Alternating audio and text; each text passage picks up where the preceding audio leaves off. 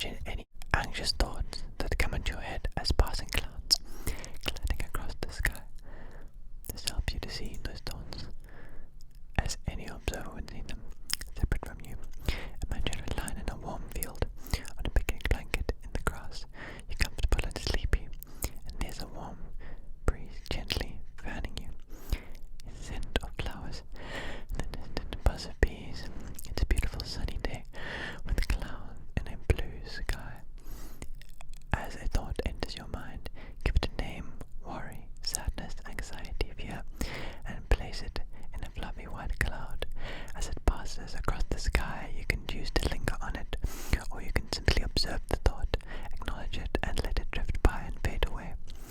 This practice helps you realize you can choose how to react to unhealthy thoughts, engage with them, or let them pass. Keep a soothing note card by your bed. Therapists often advise people prone to anxiety or panic attacks to keep a coping or soothing note cards on them to pull out whenever they feel overwhelmed. Similarly, if you often wake up at night feeling panic or experience anxiety when you're lying in bed trying to fall asleep, it can be handy to write out and keep a soothing card on your bedside table. Use an index card or similar. Write on it reassuring, true information with the aim of replacing the anxious feelings you may be having with more relaxed and balanced thoughts. If you're prone to panic attacks, statements you may want to write on the cards could include: "This is uncomfortable, but I am safe, and the feeling will pass. I have been through this before, and I have survived. I can get through this." If you're prone to anxious thoughts, try using statements like, "These are just thoughts, not realities," and "Worrying doesn't help." Keep the statement short so you can perhaps repeat them like a mantra when you reach for the card in the night. If possible, read them out loud again if there's someone in bed with you. This may not be practical, and remember to breathe deeply and slowly. Listen to nature's sounds.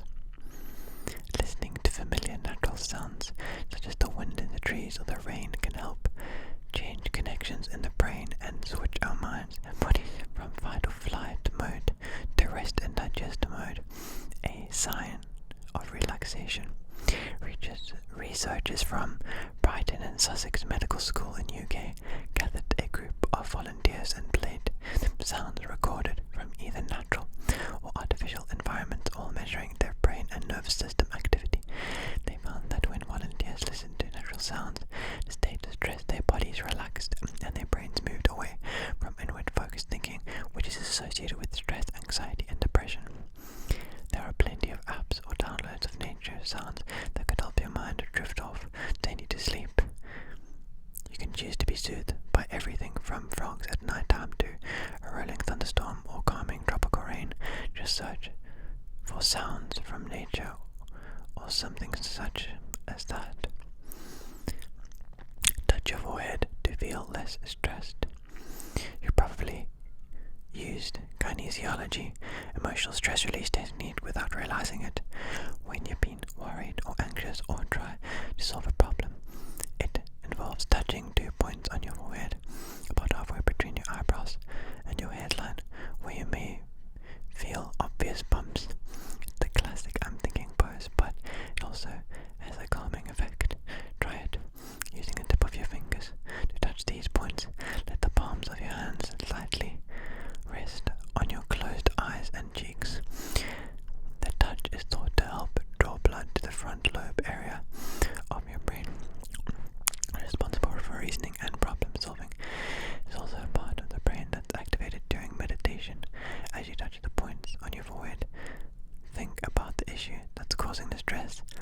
Think of it as much detail as you can, engaging all of your senses if possible. What can you hear, see, taste, feel, and smell? Breathe deeply. After a while, you may find your mind wandering and feel less agitated about the problem, and you may even have come up with a solution. Even if the problem is still there though, you may perceive it differently, and so it will cause you less stress. Cool your brow. To get to sleep, our brains need to calm down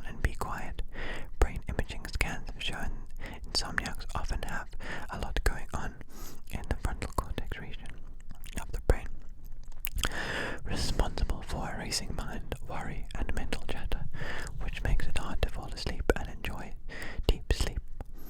Remarkably, researchers at the University of Pittsburgh found that cooling this part of the brain can reduce metabolic activity here. They gave insomniacs a cooling cap to wear that made them fall asleep faster than those in the study who found no sleep problems. They also slept for 89% of the time they were in bed, the same amount as a normal sleepers.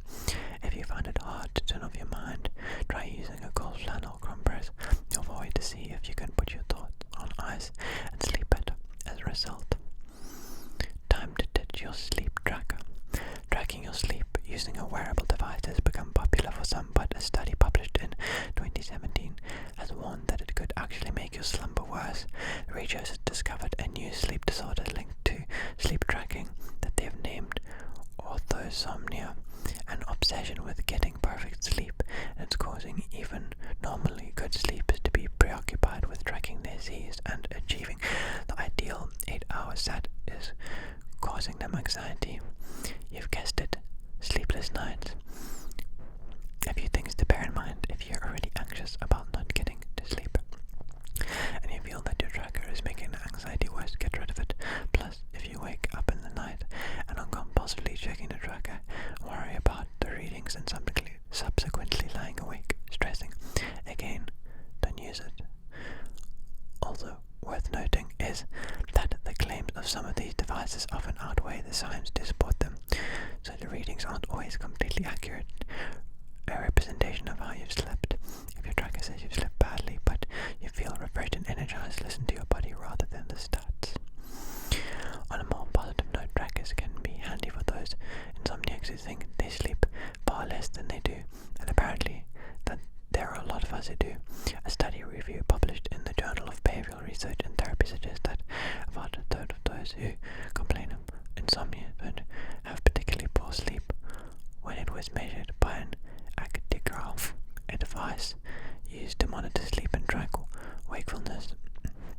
Having an insomnia identity, though, makes these people wake up fatigued, anxious, and depressed, as though they really do suffer terrible sleep. Another study found that showing insomniacs data from an actigraph revealed that they had slept better than they thought, meant that they felt less anxious and preoccupied with sleep the following night. Less anxiety means better sleep, so your tracker could be a sleep enhancer rather than a sleep spoiler if it helps you this way. You decide. Accept your sleeplessness. Have you ever been trapped by one of those tricky Chinese finger traps? The more you try to pull your fingers apart and escape from it, the tighter the bamboo webbing squeezes around your fingers. But what happens if you do the opposite that your instincts tell you? That is, give up the fight with the trap by gently relaxing your fingers and bringing them together, rather than trying to pull them apart, and it's easier to break free. It's the same with insomnia. Struggle against it, and you'll experience not only unpleasantness of being awake, but also nastier sensations like anger, frustration, or panic, which will make sleep extra hard. Accept, make peace with it, and stop fighting. However, and paradoxically, you're more likely to win the battle and consequently get better sleep. More and more sleep therapists are encouraging insomnia acceptance amongst patients as a way of overcoming their sleep problems. This involves relaxing into your sleeplessness, not resisting it, and replacing your negative reactions, the panic, the worry, the anger, the frustration, with positive ones. Try remembering the following pointers if you can't get to sleep. Yes, you may be awake now, but everyone, including you, is capable of sleep, and it will come. Be confident that everyone gets sleep at some point, and that you will too. Don't fear not sleeping. Tell yourself that everyone sleeps. It might take you a long time, but eventually you will. Remind yourself that fact that you are resting in bed, even if you're not sleeping, will do your body good and help you cope well the following day. Reassure yourself that a few hours of sleeplessness will not do great harm. Accepting your sleeplessness, and you'll come to realize that much of the unpleasantness you associate with not sleeping is generated by your frustration and anger. As you fight against it, in other words, it's not being awake that's the biggest problem, it's your emotional response to being awake that worsens your insomnia.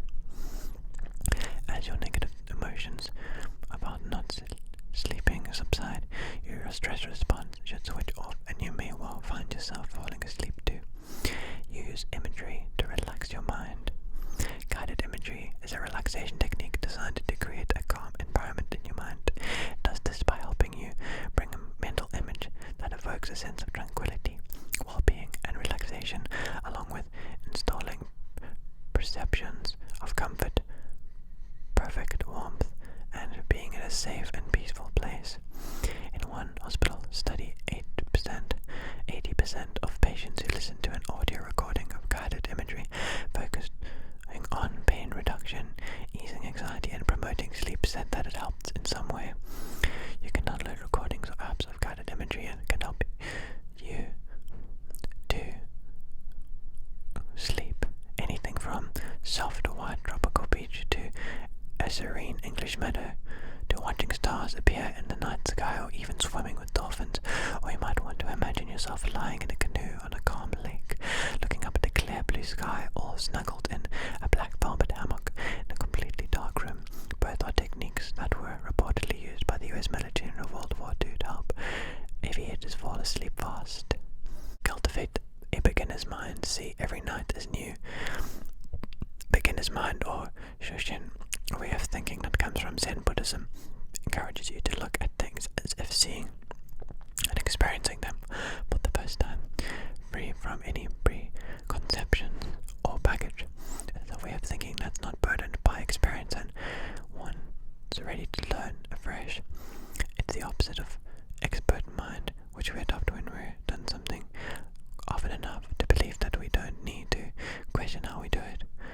We do it automatically, believing that it's right, or only way to do it. Some psychologists say that many insomniacs have adopted the expert mind as regards to their way of trying to sleep. They have come to believe that their body simply doesn't know how to sleep well, and that it's something they are cursed with. They may believe the only thing that can help them is sleeping pills or other things such as alcohol, and there's no point in trying something new. Mindfulness-based therapy for insomnia often uses the concept of a beginner's mind to attempt to challenge poor sleepers' assumptions about sleep, to get them to see they can start all over again and sleep well. It works like this. First, go to bed every night with a beginner's mind. In other words, an open mind. See each night as completely new and unique, and disregard any thoughts about how it's going to pan out compared to other nights. Try telling yourself, this is a new night, it doesn't matter what happened last night, there's no point in worrying about that. What I need to do tomorrow, I will approach this night with a fresh mind as to what will happen, not with dread. Try to abandon your preconceived ideas about sleep. My body can't sleep well, I'm going to feel terrible tomorrow. The health consequences for me will be awful, and to start afresh with new approach, one that includes the fact that everyone can and does sleep, and that your body has the ability to do so if you let it. Try telling yourself, my body and mind can sleep well if I let them. Trust that they can do this naturally.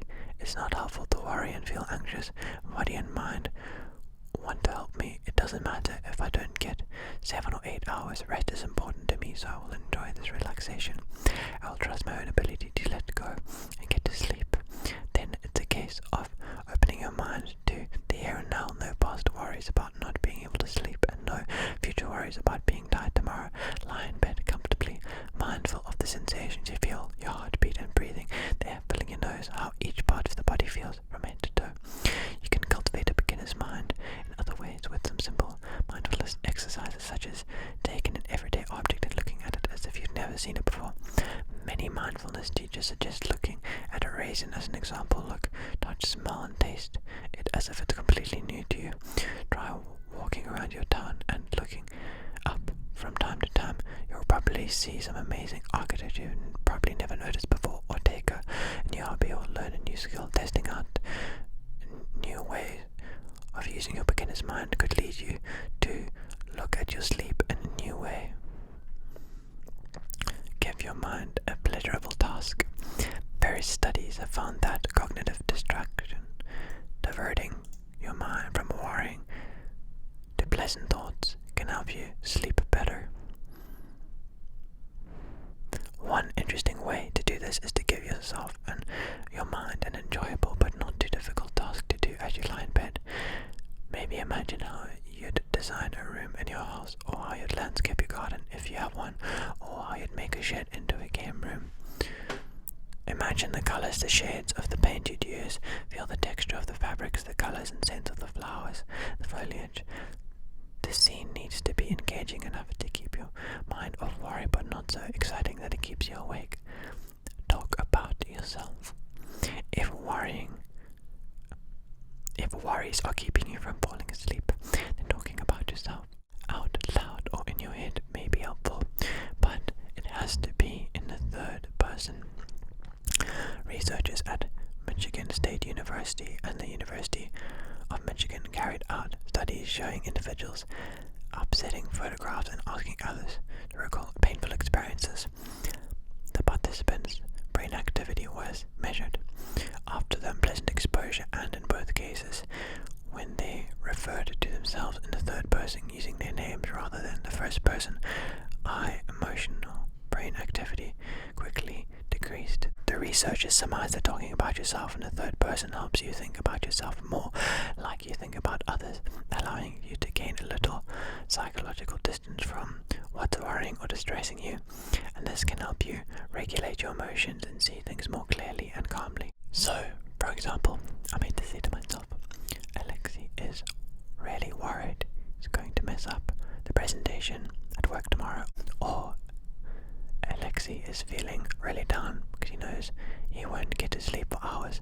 When I talk like this, I'm more likely to be able to analyze my emotions better, and with less bias, I can see my worries from a different perspective in a more balanced way, all of which could contribute to calming me and making me see that I may be exaggerating, overthinking, and over-worrying. I hope you found this helpful. Sleep well.